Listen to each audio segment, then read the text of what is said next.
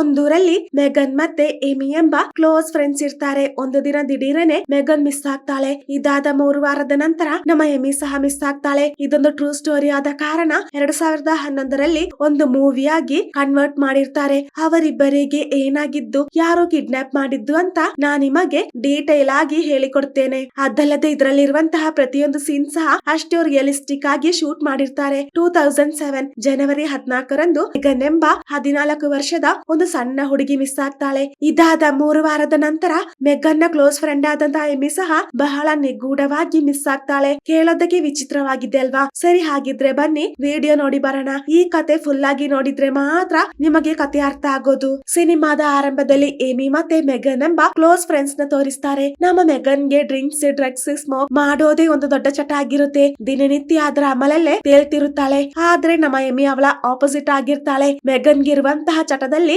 ಒಂದೇ ಒಂದು ಸಹ ನಮ್ಮ ಎಮಿಗಿರಲ್ಲ. ಹಾಗೆ ರಾತ್ರಿ ಆದಾಗ ನಮ್ಮ ಮೆಗನ್ ತನ್ನ ಫ್ರೆಂಡ್ ಗೆ ಫೋನ್ ಮಾಡ್ತಾಳೆ. ಆ ಫ್ರೆಂಡ್ ನ ಜೊತೆ ಅವಳ ಬಾಯ್ ಫ್ರೆಂಡ್ ಸಹ ಇರ್ತಾನೆ. ತನ್ನ ಜೊತೆ ಲವರ್ ಇದ್ರು ಆ ವ್ಯಕ್ತಿ ಮೆಗನ್ ನ ಜೊತೆ ಬಹಳ ಕೆಟ್ಟದಾಗಿ ಮಾತಾಡ್ತಾನೆ. ಹಾಗೆ ಅವರಿಬ್ಬರು ಫ್ಲರ್ಟ್ ಮಾಡ್ತಿರುವ ಅದೇ ಸಮಯ ಮೆಗನ್ ಅಮ್ಮ ಬರ್ತಾರೆ. ಮಗಳ ಈ ಬಿಹೇವಿಯರ್ ನೋಡಿ ಅಮ್ಮ ಮಗಳನ್ನ ಬಾಯಿಗೆ ಬಂದ ಹಾಗೆ ಬೈತಾರೆ. ಇದನ್ನ ಕೇಳಿ ನಮ್ಮ ಮೆಗನ್ ಸುಮ್ಮನೆ ಇರದೆ ಅಮ್ಮನಿಗೆ ಪ್ರತ್ಯುತ್ತರ ಕೊಡ್ತಾಳೆ. ಇದರಿಂದ ಅಮ್ಮ ಅಲ್ಲಿಂದ ಹೋಗ್ತಾರೆ. ಹಾಗೆ ಆ ವ್ಯಕ್ತಿ ವಿಡಿಯೋ ಕಾಲ್ ಮುಖಾಂತರ ಮೆಗನ್ ಗೆ ಡ್ರಗ್ಸ್ ನ ಪ್ಯಾಕೆಟ್ ತೋರಿಸ್ತಾನೆ. ಇದನ್ನ ಕಂಡು ಅವಳಿಗೆ ಸಿಟ್ಟು ಬಂದು ಅವಳೇ ಬೇಗ ಫೋನ್ ನ ಕಟ್ ಮಾಡ್ತಾಳೆ. ಹಾಗೆ ಮಾರನೇ ದಿನ ನಮ್ಮ ಎಮಿ ಸ್ಕೂಲ್ಗೆ ಹೋಗೋದಕ್ಕೆ ರೆಡಿ ಆಗುವಾಗ, ಸ್ಕೂಲ್ಗೆ ಹೋಗುವಾಗ ಹುಷಾರಾಗಿ ಹೋಗಿ ಬಾ, ಕೆಲ್ಸ ಮುಗಿಸಿ ಬೇಗ ಬರೋದಕ್ಕೆ ಟ್ರೈ ಮಾಡ್ತೇವೆ ಅಂತ ಹೇಳಿ ಎಮಿಯ ಪ್ಯಾರೆಂಟ್ಸ್ ಅಲ್ಲಿಂದ ಹೋಗ್ತಾರೆ. ಹಾಗೆ ಸೀನ್ ಕಟ್ ಆಗಿ ಈ ಕಡೆ ನಮ್ಮ ಮೆಗನ್ ತನ್ನ ಫ್ರೆಂಡ್ಸ್ ನ ಜೊತೆ ಒಂದು ಹುಡುಗನಿಗೆ ವಿಡಿಯೋ ಕಾಲ್ ಮಾಡ್ತಾಳೆ. ಹಾಗೆ ಆ ಹುಡುಗ ಅವರೊಂದಿಗೆ ಇಲ್ಲೊಂದು ಗ್ರ್ಯಾಂಡ್ ಪಾರ್ಟಿ ನಡೀತಿದೆ, ಖಂಡಿತ ನೀವೆಲ್ಲರೂ ಬಂದೇ ಬರ್ಬೇಕು ಅಂತ ಇನ್ವೈಟ್ ಮಾಡಿದಾಗ ಪಾರ್ಟಿಗೆ ಎಮಿನ ಕರೆದುಕೊಂಡು ಬರ್ಲಾ ಎಂದು ಮೆಗನ್ ಕೇಳಿದಾಗ ಅವಳ ಹಾಗೆ ಇರುವಂತಹ ಅಮಲ್ ಬೇಬಿನ ಪಾರ್ಟಿಗೆ ಕರೆದುಕೊಂಡು ಬಂದ್ರೆ ಸರಿಯಾಗಲ್ಲ.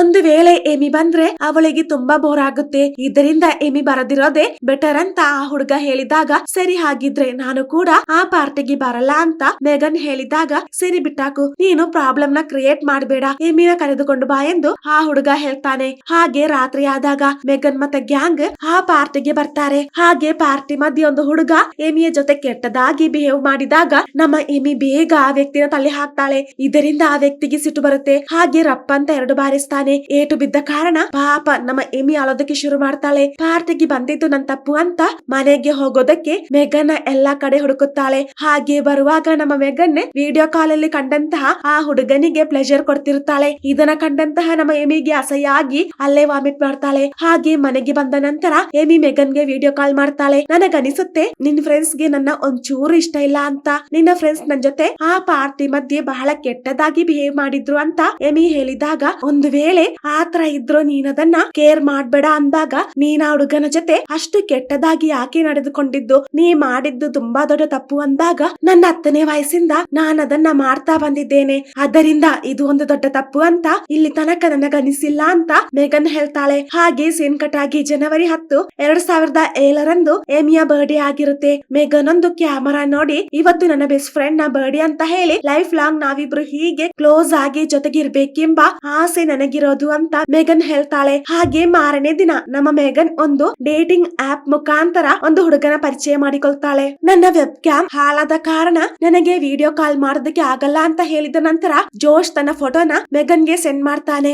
ಹಾಗೆ ಜೋಶ್ ನಮ್ಮ ಮೆಗನ್ ನ ಒಂದು ಪಾರ್ಟಿಗೆ ಇನ್ವೈಟ್ ಮಾಡ್ತಾನೆ. ನಮ್ಮಿಬ್ಬರಿಗೆ ಆ ಪಾರ್ಟಿಯಲ್ಲಿ ಮೀಟ್ ಆಗೋಣ ಅಂತ ಹೇಳಿ ಬೇಗ ಫೋನ್ ನ ಕಟ್ ಮಾಡ್ತಾನೆ. ಹಾಗೆ ರಾತ್ರಿ ಆದಾಗ ಜೋಶ್ ಹೇಳಿದಂತಹ ಆ ಪಾರ್ಟಿಗೆ ನಮ್ಮ ಮೆಗನ್ ಹೋಗ್ತಾಳೆ. ಆದ್ರೆ ಆ ಪಾರ್ಟಿಗೆ ಜೋಶ್ ಬಂದಿರಲ್ಲ. ಹಾಗೆ ಪಾರ್ಟಿ ಮುಗಿಸಿ ಬರುವಾಗ ಈ ಎಲ್ಲಾ ಕಾರ್ಯ ಮೆಗನ್ ಎಮಿಗೆ ವಿಡಿಯೋ ಕಾಲ್ ಮುಖಾಂತರ ತಿಳಿಸ್ತಾಳೆ. ಹಾಗೆ ಮನೆಗೆ ಬಂದ ನಂತರ ನಮ್ಮ ಮೆಗನ್ ಜೋಶ್ಗೆ ವಿಡಿಯೋ ಕಾಲ್ ಮಾಡಿ ಪಾರ್ಟಿಗೆ ಯಾಕೆ ಬಂದಿಲ್ಲ ಎಂದು ಕೇಳಿದಾಗ, ಯಾರು ಹೇಳಿದ್ರು ನಾನು ಪಾರ್ಟಿಗೆ ಬಂದಿಲ್ಲ ಅಂತ? ನಾನು ಪಾರ್ಟಿಗೆ ಬಂದಿದ್ದಲ್ಲದೆ ನಿನ್ನ ನೋಡಾಯ್ತು, ನಿನ್ ಮುಂದೆ ಬರೋದಕ್ಕೆ ನನಗೆ ಧೈರ್ಯ ಇರಲಿಲ್ಲ ಎಂದು ಜೋಶ್ ಹೇಳ್ತಾನೆ. ಹಾಗೆ ಈ ಎಲ್ಲಾ ಕಾರ್ಯ ನಮ್ಮ ಮೆಗನ್ ಎಮಿಗೆ ತಿಳಿಸ್ತಾಳೆ. ಇದರಿಂದ ನಮ್ಮ ಎಮಿ ಮೆಗನ್ ನ ಮನೆಗೆ ಬಂದು ಜೋಶ್ಗೆ ವಾಯ್ಸ್ ಕಾಲ್ ಮಾಡ್ತಾಳೆ. ಹಾಗೆ ಪುನಃ ಮೆಗನ್ ಮತ್ತೆ ಜೋಶ್ ಮೀಟ್ ಆಗೋದಕ್ಕೆ ಡಿಸೈಡ್ ಮಾಡ್ತಾರೆ. ಹಾಗೆ ಮೆಗನ್ ಎಂಬ 14 ವರ್ಷದ ಹುಡುಗಿ ಬಹಳ ನಿಗೂಢವಾಗಿ ಮಿಸ್ ಆಗ್ತಾಳೆ. ಮೆಗನ್ ಮಿಸ್ ಆದ ಕಾರಣ ನಮ್ಮ ಎಮಿ ಮೆಗನ್ ನ ಫ್ರೆಂಡ್ಸ್ ಜೊತೆ ಅವಳ ಬಗ್ಗೆ ಕೇಳಿದಾಗ ಮೆಗನ್ ಎಲ್ಲಿಗೆ ಹೋಗಿರೋದು ಅಂತ ಅವರಿಗೆ ಗೊತ್ತಿರಲ್ಲ. ಹಾಗೆ ನಮ್ಮ ಎಮಿ ರೂಮ್ ಗೆ ಬಂದ ನಂತರ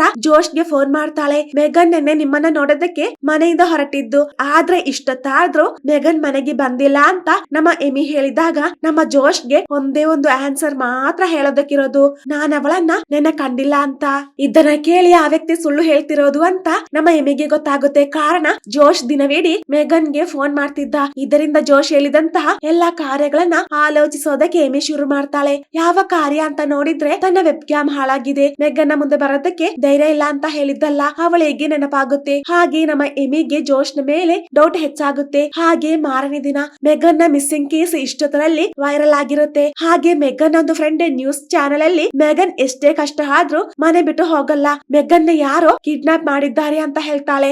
ಈ ಕಡೆ ನಮ್ಮ ಎಮಿ ಕ್ಯಾಮರಾ ನೋಡಿ ಮೆಗನ್ ನನ್ ಜೊತೆ ಯಾವಾಗ್ಲೂ ಇರ್ತಿದ್ಲು, ಆದ್ರೆ ಈಗ ಅವಳು ನನ್ ಜೊತೆ ಇಲ್ಲ, ಎಲ್ಲಿಗೆ ಹೋಗಿದ್ದಾಳೆ ಅಂತ ಸಹ ನನಗೆ ಗೊತ್ತಿಲ್ಲ. ಮೆಗನ್ ಆಲೋಚಿಸುವಾಗ ನನಗೆ ಭಯ ಶುರು ಆಗ್ತಿದೆ ಅಂತ ಹೇಳ್ತಾಳೆ. ಹಾಗೆ ಮಾರನೇ ದಿನ ಪೊಲೀಸ್ಗೆ ಮೆಗನ್ನ ಒಂದು ಸಿಸಿಟಿವಿ ಫುಟೇಜ್ ಸಿಗುತ್ತೆ. ಅದರಲ್ಲಿ ಜೋಶ್ ಅವಳನ್ನ ಬಲವಂತವಾಗಿ ಎಳೆದುಕೊಂಡು ಹೋಗ್ತಾನೆ. ಈ ಎಲ್ಲಾ ಕಾರ್ಯ ತಿಳಿದಂತಹ ನಮ್ಮ ಎಮಿ ಜೋಶ್ಗೆ ಫೋನ್ ಮಾಡಿ ನೀವೇ ತಾನೆ ಆ ಫುಟೇಜ್ ಅಲ್ಲಿ ಇದ್ದಿದ್ದು ಅಂತ ಕೇಳಿದಾಗ ಆ ವ್ಯಕ್ತಿ ಸುಳ್ಳು ಹೇಳ್ತಾನೆ. ಆದ್ರೆ ಆ ವ್ಯಕ್ತಿ ಹೇಳ್ತಿರೋದೆಲ್ಲ ಸುಳ್ಳು ಅಂತ ನಮ್ಮ ಎಮಿಗೆ ಗೊತ್ತಿರುತ್ತೆ. ಆದ್ರಿಂದ ನಮ್ಮ ಎಮಿ ಆ ವ್ಯಕ್ತಿಯ ಜೊತೆ ಮೆಗನ್ನ ನೀವು ಏನ್ ಮಾಡಿದ್ದು ಅಂತ ಕೇಳಿದಾಗ ನಿನ್ನ ಫ್ರೆಂಡ್ ತುಂಬಾ ಕ್ಯೂಟ್ ಆಗಿದ್ದಾಳೆ, ಅದಲ್ಲದೆ ಇಲ್ಲಿ ತನಕ ಯಾರು ಕೂಡ ಊಹಿಸದಂತಹ ಕಾರ್ಯ ನಾನು ಅವಳ ಜೊತೆ ಮಾಡಿದ್ದು ಅಂತ ಆ ವ್ಯಕ್ತಿ ಹೇಳ್ತಾನೆ. ಹಾಗೆ ಮಾರನೇ ದಿನ ನಮ್ಮ ಎಮಿ ಈ ಎಲ್ಲಾ ಕಾರ್ಯ ನ್ಯೂಸ್ ಚಾನೆಲ್ ಗೆ ತಿಳಿಸ್ತಾಳೆ. ಇದರಿಂದ ಪೊಲೀಸರು ಜೋಶ್ ನ ಕುರಿತು ಅನ್ವೇಷಿಸೋದಕ್ಕೆ ಶುರು ಮಾಡ್ತಾರೆ. ಅದಲ್ಲದೆ ನಮ್ಮ ಎಮಿ ಸಹ ಮೆಗನ್ನ ಹುಡುಕೋದಕ್ಕೆ ಶುರು ಮಾಡ್ತಾಳೆ. ಇದನ್ನ ಕಂಡಂತಹ ಮೆಗನ್ನ ಫ್ರೆಂಡ್ಸ್ ಎಮಿನ ಸರಿಯಾಗಿ ಬೈತಾರೆ. ನಿನ್ನಿಂದ ಹೀಗೆ ಆಗಿದ್ದು ಅಂದಾಗ ನಮ್ಮ ಎಮಿಗೆ ತುಂಬಾ ಬೇಜಾರಾಗುತ್ತೆ. ಹಾಗೆ ಸೀನ್ ಕಟ್ ಆಗಿ ನಮ್ಮ ಎಮಿ ಕ್ಯಾಮರಾ ಆನ್ ಮಾಡಿ ಮೆಗನ್ನ ಕುರಿತು ಮಾತಾಡ್ತಾಳೆ. ಹಾಗೆ ಗಿಡಗಳ ಮಧ್ಯೆ ಇದ್ದಂತಹ ಒಂದು ಡಾಲ್ ನ ತೆಗೆದು ಅದನ್ನ ಹಗ್ ಮಾಡಿ ನನಗೆ 5 ವರ್ಷ ಆದಾಗ ಸಿಕ್ಕಂತಹ ಡಾಲ್ ಇದು, ಆದ್ರೆ ನನ್ನಮ್ಮ ಇದನ್ನ ಆಗಾಗ ಬಿಸಾಕ್ತಾರೆ, ಅಮ್ಮನಿಗೆ ಗೊತ್ತಾಗದಾಗೆ ನಾನಿದ್ದನ್ನ ಇಲ್ಲಿ ತಂದಿಟ್ಟಿದ್ದು, ನನಗೆ ಬೇಜಾರಾದಾಗ ನಾನ್ ಈ ಡಾಲ್ ನ ನೋಡ್ತೇನೆ ಅಂತ ಹೇಳ್ತಾಳೆ. ಹಾಗೆ ಮಾರನೇ ದಿನ ಎಮಿ ಪುನಃ ಜೋಶ್ಗೆ ಫೋನ್ ಮಾಡಿ ಮೆಗನ್ನ ಕುರಿತು ಕೇಳಿದಾಗ ಆ ವ್ಯಕ್ತಿ ಕಮ ಅಂತ ಒಂದಕ್ಷರ ಮಾತನಾಡಲ್ಲ. ಹಾಗೆ ಸೀನ್ ಕಟ್ ಆಗಿ ನಮ್ಮ ಮೆಗನ್ನ ಒಂದು ಫೋಟೋ ತೋರಿಸ್ತಾರೆ. ಆ ಫೋಟೋ ಒಂದು ವೆಬ್ಸೈಟ್ ಅಲ್ಲಿ ಸಿಗುತ್ತೆ. ಅದರ ಬಗ್ಗೆ ನ್ಯೂಸ್ ಅಲ್ಲಿ ಚರ್ಚೆ ಆಗ್ತಿರುತ್ತೆ. ಹಾಗೆ 3 ವಾರದ ನಂತರ ಜೋಶ್ ನಮ್ಮ ಎಮಿನ ಕಿಡ್ನಾಪ್ ಮಾಡ್ತಾನೆ. ಈ ಎಲ್ಲಾ ಕಾರ್ಯ ತಿಳಿದಂತಹ ಮೆಗನ್ನ ಪ್ಯಾರೆಂಟ್ಸ್ ಗೆ ತುಂಬಾ ಬೇಜಾರಾಗುತ್ತೆ. ನನ್ ಮಗಳು ಎಲ್ಲೇ ಇದ್ರು ಅವಳಿಗೋಸ್ಕರ ನಾವು ಪ್ರೇಯರ್ ಮಾಡ್ತೇವೆ ಅಂತ ನ್ಯೂಸ್ ಅಲ್ಲಿ ಹೇಳ್ತಾರೆ. ಹಾಗೆ ಪೊಲೀಸರು ಅವರಿಬ್ಬರನ್ನ ಹುಡುಕೋದಕ್ಕೆ ಶುರು ಮಾಡ್ತಾರೆ. ಹಾಗಿರುವಾಗ ಒಂದು ದಿನ ಎಮಿಯ ಕ್ಯಾಮರಾ ಒಂದು ವೇಸ್ಟ್ ಡಬ್ಬಿಂದ ಸಿಗುತ್ತೆ. ಅದರಲ್ಲಿ ಅವರಿಬ್ಬರನ್ನ ಜೋಶ್ ಹೇಗೆ ಟಾರ್ಚರ್ ಮಾಡಿದ್ದು ಎಂಬ ಫುಟೇಜ್ ಇರುತ್ತೆ. ಆ ಕ್ರೂರ ಕೃತ್ಯಗಳನ್ನ ರೆಕಾರ್ಡ್ ಮಾಡಿದ ನಂತರ ಜೋಶ್ ಆ ಕ್ಯಾಮರಾ ಪೊಲೀಸರ ಕೈಗೆ ಸಿಗುವ ಹಾಗೆ ಬಿಸಾಕಿದ್ದು. ಜೋಶ್ ನ ಈ ಕ್ರೂರ ಕೃತ್ಯ ನೋಡಿದಾಗ ಆ ವ್ಯಕ್ತಿ ಎಂತಹ ಸೈಕೋ ಅಂತ ನಮಗೆ ಗೊತ್ತಾಗುತ್ತೆ. ಪ್ರಾಣಿಗಳ ಹಾಗೆ ಆ ವ್ಯಕ್ತಿ ಎಮಿಯ ಜೊತೆ ಬಿಹೇವ್ ಮಾಡ್ತಾನೆ. ನಾಯಿಯ ಹಾಗೆ ಒಂದು ಬೆಲ್ಟ್ ನ ಹಾಕಿ ಒಂದು ರೂಮ್ ಒಳಗೆ ಲಾಕ್ ಮಾಡ್ತಾನೆ. ಪಾಪ ನಮ್ಮ ಎಮಿ ಹುಚ್ಚಿಡಿದ ಹಾಗೆ ಜೋರಾಗಿ ಕಿರ್ಚುತ್ತಾಳೆ. ಹಾಗೆ ಅಲ್ತಾ ಮೆಗನ್ ಎಲ್ಲಿ ಅಂತ ಕೇಳಿದಾಗ ಆ ವ್ಯಕ್ತಿ ಕೇರ್ ಮಾಡದೆ ಸೈಕೋ ತರ ಅವಳ ಈ ಪರಿಸ್ಥಿತಿ ನೋಡಿ ಎಂಜಾಯ್ ಮಾಡ್ತಾನೆ. ಹಾಗೆ ಸ್ವಲ್ಪ ಸಮಯದ ನಂತರ ಆ ವ್ಯಕ್ತಿ ಎಮಿಗೆ ಫುಡ್ ನ ತಂದು ಕೊಡ್ತಾನೆ. ಆದ್ರೆ ನಮ್ಮ ಎಮಿ ಅದನ್ನ ತಿನ್ನದೆ ಕೂತಿರುವಾಗ ಅವಳ ಫೇವರೇಟ್ ಆದಂತಹ ಆ ಡಾಲ್ ನ ತರ್ತಾನೆ. ಎಮಿಗೆ ಆ ಡಾಲ್ ಅಂದ್ರೆ ಎಷ್ಟರ ಮಟ್ಟಿಗೆ ಇಷ್ಟ ಅಂತ ನಮಗ್ ಗೊತ್ತಲ್ವಾ. ಎಮಿಗೆ ಆ ಡಾಲ್ ನ ಇಷ್ಟ ಅಂತ ಆ ವ್ಯಕ್ತಿಗೆ ಗೊತ್ತಾಗಬೇಕೆಂದರೆ ಆ ವ್ಯಕ್ತಿ ತುಂಬಾ ದಿನಗಳಿಂದ ಅವಳನ್ನ ಫಾಲೋ ಮಾಡ್ತಿರಬಹುದು. ಹಾಗೆ ಅವಳ ಹತ್ತಿರ ಬಂದು ನಿನಗೆ ಈ ಡಾಲ್ ಬೇಕೆಂದರೆ ನೀನು ಊಟ ಮಾಡು ಅಂದಾಗ ಪಾಪ ನಮ್ಮ ಎಮಿ ನಾಯಿಯ ಹಾಗೆ ಊಟ ಮಾಡ್ತಾಳೆ. ಹಾಗೆ ಊಟ ಮಾಡೋದಕ್ಕೆ ಆ ವ್ಯಕ್ತಿ ಹೇಳಿದ್ದು. ಊಟ ಆದ ನಂತರ ಆ ವ್ಯಕ್ತಿ ಎಮಿಗೆ ಆ ಡಾಲ್ ನ ಕೊಡ್ತಾನೆ. ಹೀಗೆ ಕ್ರೂರವಾಗಿ ಟಾರ್ಚರ್ ಮಾಡಿದ ನಂತರ ಆ ವ್ಯಕ್ತಿ ಅವಳನ್ನ ಬಹಳ ಕ್ರೂರವಾಗಿ ರೇಪ್ ಮಾಡ್ತಾನೆ. ಇದಾದ ನಂತರ ಆ ವ್ಯಕ್ತಿ ಅವಳನ್ನ ಒಂದು ಡ್ರಮ್ ಹತ್ತಿರ ಕರೆದುಕೊಂಡು ಬರ್ತಾನೆ. ಹಾಗೆ ಅದರ ಮುಚ್ಚಳ ಓಪನ್ ಮಾಡಿ ನೋಡಿದಾಗ ಅದರೊಳಗೆ ಮೆಗನ್ನ ಡೆಡ್ ಬಾಡಿ ಇರುತ್ತೆ. ಇದನ್ನ ಕಂಡು ಹೆದರಿ ಕಿರ್ಚುತ್ತಾ ಎಮಿ ಅಲ್ಲಿಂದ ಓಡಿ ಹೋಗ್ತಾಳೆ. ಆದ್ರೂ ಆ ಸೈಕೋ ಅವಳನ್ನ ಬಿಡದೆ ಎಳೆದುಕೊಂಡು ಬಂದು ಆ ಡ್ರಮ್ ಒಳಗೆ ಹಾಕ್ತಾನೆ. ಪಾಪ ನಮ್ಮ ಎಮಿಗೆ ಜೀವ ಇರುತ್ತೆ. ತನ್ನ ಕೈಯಲ್ಲಾದಷ್ಟು ಜೋರಾಗಿ ಕಿರ್ಚುತ್ತಾಳೆ. ಬಿಡು ಬಿಡು ಅಂತ ಜೋರಾಗಿ ಅಳ್ತಾಳೆ. ತನ್ನ ಮಾತಿಂದ ಜೋಶ್ ನ ಸೆಡ್ಯೂಸ್ ಮಾಡ್ತಾಳೆ. ಆದ್ರೆ ನಮ್ಮ ಜೋಶ್ ಕಲ್ಲಿನ ಹಾಗೆ ನಿಂತಿರ್ತಾನೆ. ಯಾವುದೇ ದಯದಾಕ್ಷಿಣ್ಯ ಇಲ್ಲದಂತಹ ಒಂದು ಸೈಕೋ ತರ ನಮ್ಮ ಜೋಶ್ ನಿಂತಿರ್ತಾನೆ. ಎಮಿ ಈಗ್ಲೂ ಜೀವಂತವಾಗಿರ್ತಾಳೆ. ಸತ್ತಂತಹ ಮೆಗನ್ನ ಡೆಡ್ ಬಾಡಿಯ ಜೊತೆ ಜೀವಂತವಾಗಿರುವಂತಹ ಎಮಿನ ಆ ಡ್ರಮ್ ಒಳಗೆ ಹಾಕಿ ಒಂದು ಗುಂಡಿ ತೋಡಿ ಅದ್ರೊಳಗೆ ಹಾಕ್ತಾನೆ. ಹಾಗೆ ಸೀನ್ ಕಟ್ ಆಗಿ ಅವರಿಬ್ಬರು ಮಿಸ್ಸಿಂಗ್ ಅಂತ ನೋಟಿಸ್ ಹಾಕಿರೋದನ್ನ ತೋರಿಸಿ ಈ ಮೂವಿ ಎಂಡ್ ಆಗುತ್ತೆ. ಯಾರೇ ಆಗಿರಲಿ, ಎಷ್ಟೇ ಕ್ಲೋಸ್ ಫ್ರೆಂಡ್ ಆಗಿರಲಿ, ಅವರ ಜೊತೆ ಎಲ್ಲಿಗಾದ್ರೂ ಹೋಗೋದಾದ್ರೆ ಪ್ಯಾರೆಂಟ್ಸ್ ಅಥವಾ ಅಟ್ಲೀಸ್ಟ್ ಫ್ರೆಂಡ್ಸ್ ಜೊತೆ ಆದ್ರೂ ಹೇಳಬೇಕು. ಈಗಿನ ಕಾಲದಲ್ಲಿ ಯಾರನ್ನು ಕೂಡ ನಂಬೋದಕ್ಕಾಗಲ್ಲ. ಬರೀ ಡೇಟಿಂಗ್ ಆಪ್ ಮುಖಾಂತರ ಪರಿಚಯ ಆದಂತಹ ವ್ಯಕ್ತಿಗಳ ಜೊತೆ ಮೀಟ್ ಆಗುವ ಮೊದಲು 100ಕ್ಕೆ 101 ಸಲ ಸರಿಯಾಗಿ ಆಲೋಚಿಸಬೇಕು.